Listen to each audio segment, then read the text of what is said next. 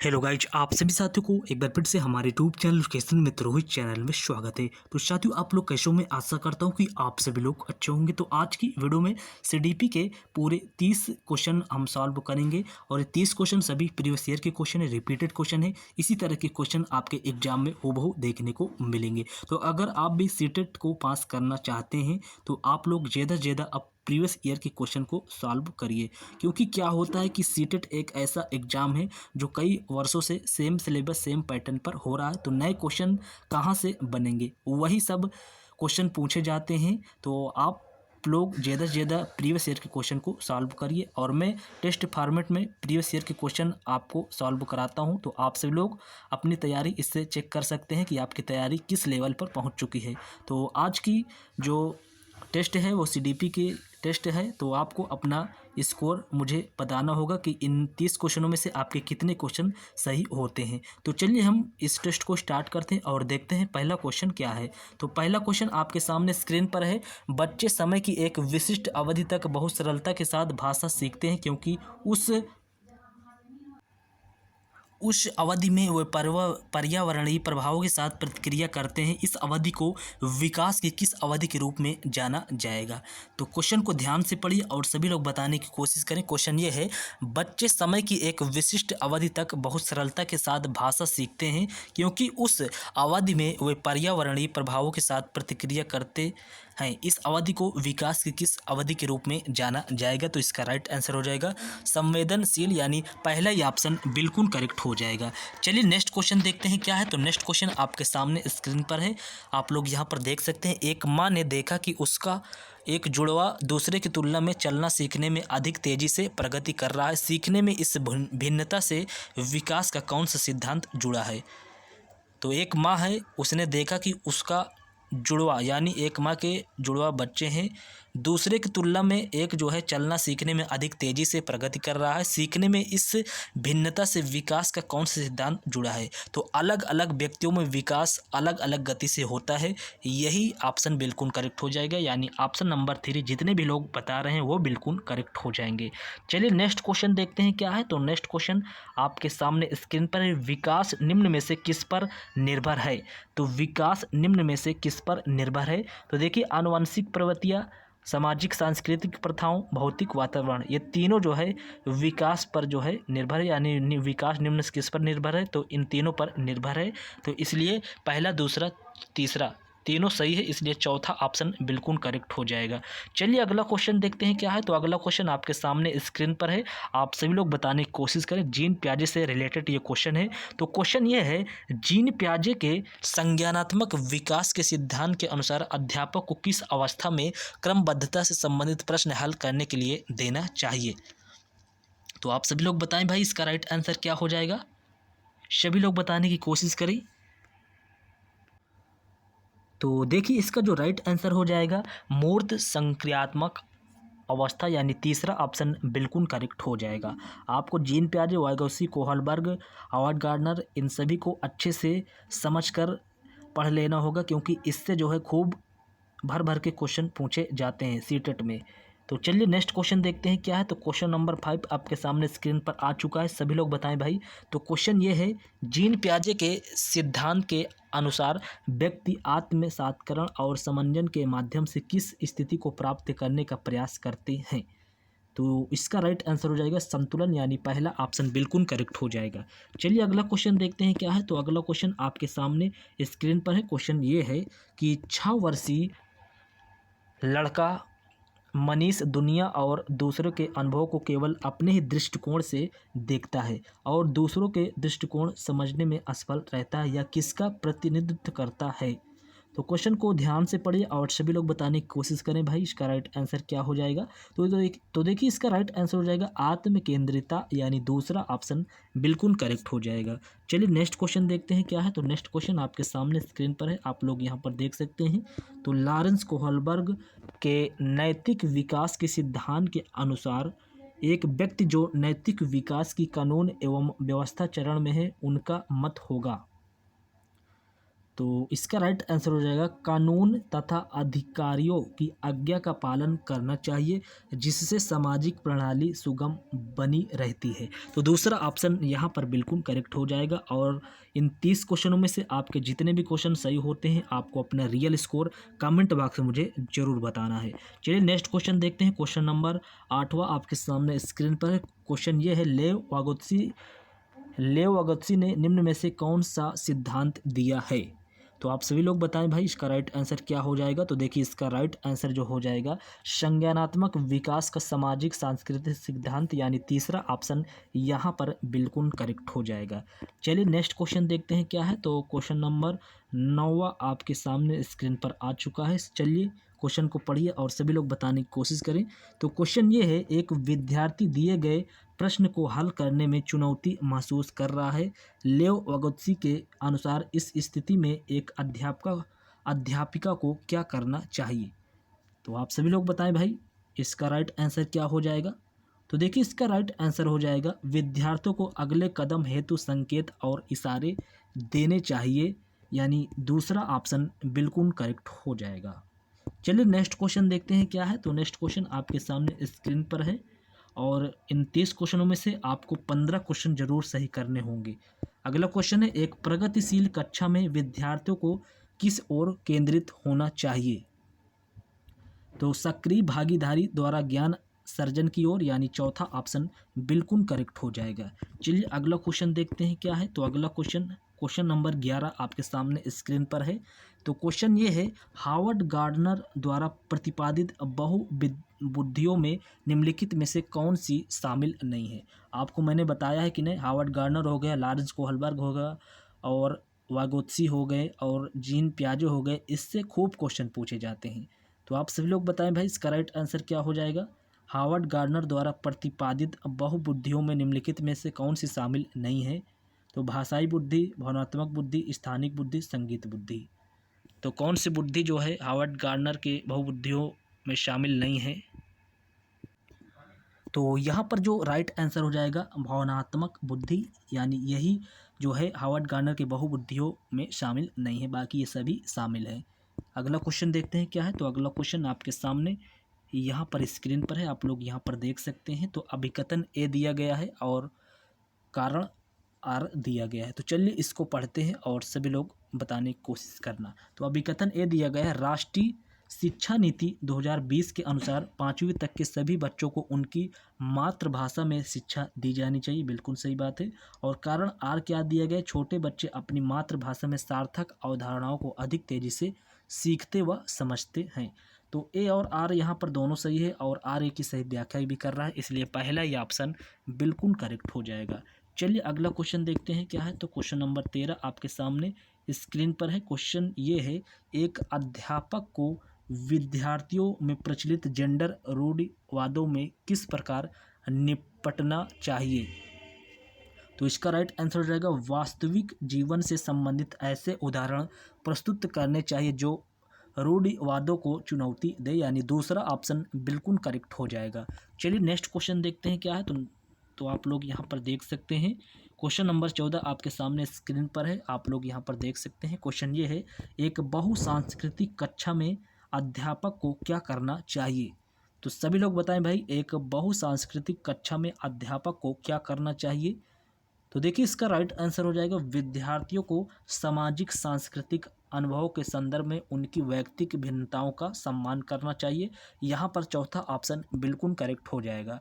मैं ज़्यादा टाइम आपका नहीं लेता हूँ, ज़्यादा से ज़्यादा क्वेश्चन सॉल्व कराता हूँ कम समय में। तो आप सभी लोग यही करिए कि चैनल को सब्सक्राइब जरूर कर लें, इससे आपको निश्चित ही मदद मिलने वाली है। सीटेट की कोई भी क्लास आएगी या सीटेट से रिलेटेड कोई भी अपडेट आती है तो सबसे पहले इस चैनल के माध्यम से देखने को मिल जाएगी। तो आप सभी लोग भाई चैनल को जरूर सब्सक्राइब कर लें, क्योंकि मैं बार बार नहीं कहता हूँ। तो चलिए नेक्स्ट क्वेश्चन देखते हैं क्या है। तो नेक्स्ट क्वेश्चन आपके सामने स्क्रीन पर आ चुका है, क्वेश्चन नंबर 15 है। तो क्वेश्चन ये है, जब आकलन विद्यार्थियों के किसी कौशल संबंधी बोध और समझ या पाठ के अधिगम और शिक्षण प्रक्रिया के दौरान किया जाता है तब इसे क्या कहा जाता है? तो इसका राइट आंसर हो जाएगा अधिगम के लिए आकलन, यानी पहला ऑप्शन यहाँ पर बिल्कुल करेक्ट हो जाएगा। चलिए नेक्स्ट क्वेश्चन देखते हैं क्या है। तो नेक्स्ट क्वेश्चन आपके सामने स्क्रीन पर है, आप लोग यहाँ पर देख सकते हैं। तो क्वेश्चन ये है, सभी विद्यार्थियों को उनकी योग्यताओं में भिन्नता होने के बावजूद उनके संभाव्य गुणों की प्राप्ति के लिए अवसर प्रदान करना किस प्रकार की कक्षा का मुख्य उद्देश्य है। तो इसका राइट आंसर हो जाएगा समावेशी, यानी दूसरा ऑप्शन बिल्कुल करेक्ट हो जाएगा। नेक्स्ट क्वेश्चन देखते हैं क्या है। तो नेक्स्ट क्वेश्चन नंबर 17 आपके सामने स्क्रीन पर है। क्वेश्चन ये है, वंचित पृष्ठभूमि के बच्चों को संबोधित करने के लिए एक शिक्षक को चाहिए। तो आप सभी लोग बताएं भाई, वंचित पृष्ठभूमि के बच्चों को संबोधित करने के लिए एक शिक्षक को चाहिए, उनके संदर्भ के बारे में और जानने का प्रयास करें, उन्हें कक्षा चर्चा में शामिल करें। यानी यहाँ पर दूसरा ऑप्शन बिल्कुल करेक्ट हो जाएगा। चलिए अगला क्वेश्चन देखते हैं क्या है। तो अगला क्वेश्चन आपके सामने स्क्रीन पर है, क्वेश्चन नंबर 18 है। तो क्वेश्चन ये है, निम्नलिखित में से कौन सी अधिगम अशक्तता किसी व्यक्ति के संतुलन, शारीरिक निपुणता और हाथ आँख सामंजस्य की क्षमता को प्रभावित करती है। सभी लोग बताने की कोशिश करें भाई, इसका राइट आंसर क्या हो जाएगा, सभी लोग बताएं। और इन 30 क्वेश्चनों में से आपके जितने भी क्वेश्चन सही होते हैं आपको अपना रियल स्कोर कमेंट बॉक्स में मुझे ज़रूर बताना है। तो इसका राइट आंसर हो जाएगा गति समन्वय वैकल्य, यानी चौथा ऑप्शन बिल्कुल करेक्ट हो जाएगा। चलिए अगला क्वेश्चन देखते हैं क्या है। तो अगला क्वेश्चन आपके सामने स्क्रीन पर है। चलिए क्वेश्चन को पढ़िए और सभी लोग बताने की कोशिश करें। तो क्वेश्चन यह है, स्वालीनता ऑटिज्म से जूझते विद्यार्थियों में पहचान किन विशिष्ट गुण होने की संभावना रहती है। तो देखिए इसका राइट आंसर हो जाएगा संप्रेषण में कठिनाई, यानी पहला ऑप्शन बिल्कुल करेक्ट हो जाएगा। चलिए अगला क्वेश्चन देखते हैं क्या है। तो अगला क्वेश्चन आपके सामने स्क्रीन पर आ चुका है, सभी लोग बताएं भाई। तो क्वेश्चन ये है, निम्नलिखित में से कौन सी सृजनात्मक विद्यार्थी की पहचान विशेषता नहीं है। तो जिज्ञासा की प्रबल भावना, ये बिल्कुल सही है। उच्च स्तरीय समस्या समाधान कौशल, ये भी सही है। नवाचारी अनूठे विचार, ये भी सही है। अवसारी सोच यहाँ पर विशेषता यानी नहीं है, सृजनात्मक विद्यार्थी की विशेषता नहीं है, इसलिए कौन सा ऑप्शन सही हो जाएगा। तो ऑप्शन नंबर 2 बिल्कुल करेक्ट हो जाएगा। चलिए अगला क्वेश्चन देखते हैं क्या है। तो अगला क्वेश्चन आपके सामने स्क्रीन पर है। क्वेश्चन ये है, राष्ट्रीय शिक्षा नीति 2020 सुझाती है कि शिक्षा समालोचनात्मक चिंतन के विकास पर केंद्रित होनी चाहिए, यानी यहाँ पर चौथा ऑप्शन बिल्कुल करेक्ट हो जाएगा। चलिए अगला क्वेश्चन देखते हैं क्या है। तो अगला क्वेश्चन आपके सामने स्क्रीन पर है, क्वेश्चन नंबर 22 है ये। तो सभी लोग बताएं भाई, इसका राइट आंसर क्या हो जाएगा। तो क्वेश्चन ये है, एक कक्षा में विद्यार्थियों के चयनित अधिगम शैलियों में व्यक्तिगत अंतरों को अध्यापिका द्वारा किस प्रकार संबोधित किया जाना चाहिए। तो सभी लोग बताने की कोशिश करें, इसका राइट आंसर क्या हो जाएगा। और ये सभी इंपॉर्टेंट क्वेश्चन है, प्रीवियस ईयर के क्वेश्चन है, इसी तरह के क्वेश्चन आपके एग्जाम में हूबहू देखने को मिलेंगे। तो देखिए इसका राइट आंसर हो जाएगा, उनकी मान्यता रखते हुए बाल केंद्रित शिक्षा शास्त्र को अपनाना चाहिए ताकि उनकी व्यक्तिगत ज़रूरतें पूरी हो, यानी यहाँ पर चौथा ऑप्शन बिल्कुल करेक्ट हो जाएगा। चलिए अगला क्वेश्चन देखते हैं क्या है। तो अगला क्वेश्चन आपके सामने स्क्रीन पर है, सभी लोग बताने की कोशिश करें, इसका राइट आंसर क्या हो जाएगा। तो देखिए क्वेश्चन ये है, एक प्रगतिशील कक्षा अध्यापकों को रूप में शिक्षार्थियों को रूप में अपेक्षित करती है। तो एक प्रगतिशील कक्षा अध्यापकों को फिर रिक्त स्थान दिया गया है, फिर रूप में तथा शिक्षार्थियों को रूप में अपेक्षित करती है। तो देखिए एक प्रगतिशील कक्षा अध्यापकों को सुसाधक के रूप में तथा शिक्षार्थियों को ज्ञान के सृजन के रूप में सक्रिय प्रतिभागी के रूप में अपेक्षित करती है, यानी यहाँ पर तीसरा ऑप्शन बिल्कुल करेक्ट हो जाएगा। चलिए नेक्स्ट क्वेश्चन देखते हैं क्या है। तो नेक्स्ट क्वेश्चन आपके सामने स्क्रीन पर है, आप लोग यहाँ पर देख सकते हैं। क्वेश्चन को ध्यान से पढ़िए और सभी लोग बताने की कोशिश करें, इसका राइट आंसर क्या हो जाएगा।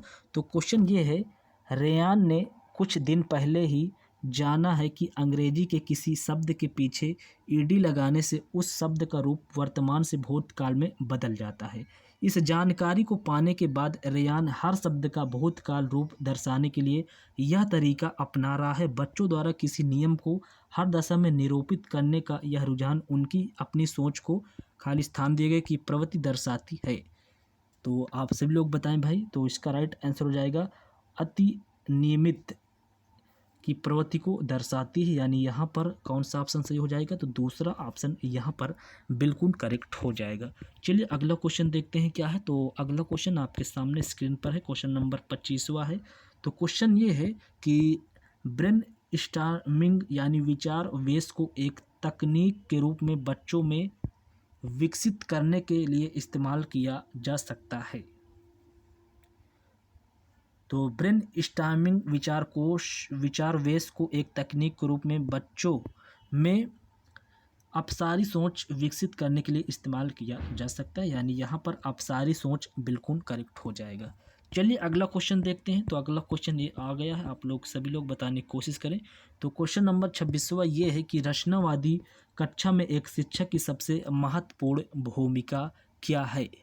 तो रचनावादी कक्षा में एक शिक्षक की सबसे महत्वपूर्ण भूमिका क्या है। तो देखिए इसका राइट आंसर हो जाएगा सभी, यानी सुनिश्चित करना कि प्रत्येक बच्चा अपनी क्षमता को सर्वोत्तम रूप से प्रकट करे, यानी दूसरा ऑप्शन यहाँ पर बिल्कुल करेक्ट हो जाएगा। चलिए नेक्स्ट क्वेश्चन देखते हैं क्या है।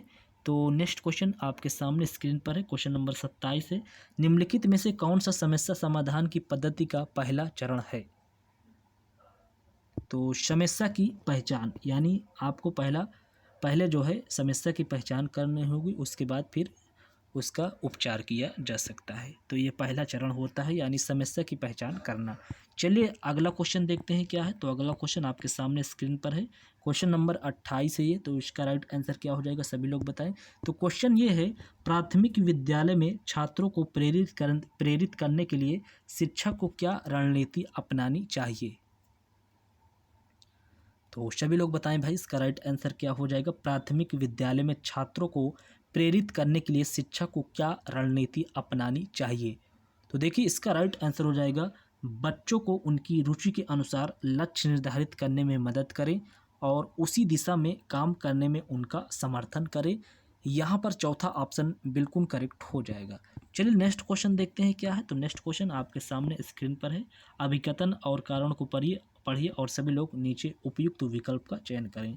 तो साथियों ये जितने भी क्वेश्चन है सभी प्रीवियस ईयर के क्वेश्चन है, रिपीटेड क्वेश्चन है। इसी तरह के क्वेश्चन आपके एग्जाम में हूबहू देखने को मिलेंगे। तो आपको अपना रियल स्कोर कमेंट बॉक्स में मुझे ज़रूर बताना है, इससे मुझे आपकी तैयारी का लेवल पता चलेगा कि आपकी तैयारी किस लेवल पर पहुँच चुकी है। तो अभिकथन ए क्या दिया गया है, चलिए पढ़ते हैं। तो यहाँ पर दिया गया है, संज्ञानात्मक विकास के साथ विद्यार्थियों की भावात्मक खुशहाली सुनिश्चित करनी चाहिए और किसी समस्या प्रश्न को हल करते समय विचारों को मौखिकीकरण समस्या समाधान कौशल में बाधा डालता है। तो यहाँ पर ये भी गलत है और संज्ञानात्मक विकास के साथ विद्यार्थियों की भावात्मक खुशहाली सुनिश्चित करनी चाहिए, ये भी गलत है। तो ए और आर दोनों गलत है, इसलिए यहाँ पर चौथा विकल्प बिल्कुल करेक्ट हो जाएगा। नेक्स्ट क्वेश्चन देखते हैं क्या है। तो नेक्स्ट क्वेश्चन आपके सामने स्क्रीन पर है, इस टेस्ट का ये लास्ट क्वेश्चन है। तो चलिए क्वेश्चन को पढ़ते हैं। क्वेश्चन ये है, निम्नलिखित में से कौन सा अधिगम की प्रक्रिया में सकारात्मक रूप से योगदान नहीं देता है। तो आपको क्या करना है, क्वेश्चन को बहुत ध्यान से पढ़ना होगा। जब भी आप एग्ज़ाम में हाल में जाना तो क्वेश्चन को बहुत अच्छे से आपको पढ़ना होगा कि क्या होता है कि बच्चे क्या करते हैं, जल्दबाजी में नहीं को नहीं ध्यान दे पाते और वो पॉजिटिव आंसर लगा देते हैं। तो यहाँ पर पूछा गया है, निम्नलिखित में से कौन सा अधिगम की प्रक्रिया में सकारात्मक रूप से योगदान नहीं देता है। यही गलती अगर आप लोग कर देंगे, नहीं ध्यान देंगे, तो अगर 1-2 नंबर से फेल हो जाते हैं तो बहुत फिर दिक्कत होती है कि हम ध्यान से क्वेश्चन को पढ़ लेते तो हम आज पास हो जाते हैं। तो देखिए इसका राइट आंसर हो जाएगा कुपोषण। यहाँ पर समकक्षियों के साथ सहयोग, ये भी सही, अपसारी चिंतन, ये भी सही, चर्चाएं, ये भी सही है, सकारात्मक रूप से योगदान ये सभी देते हैं, यानी ये तीनों। बाकी ये कुपोषण से कोई मतलब नहीं है, इसलिए पहला ऑप्शन बिल्कुल करेक्ट हो जाएगा क्योंकि यहाँ पर गलत ही पूछा गया है।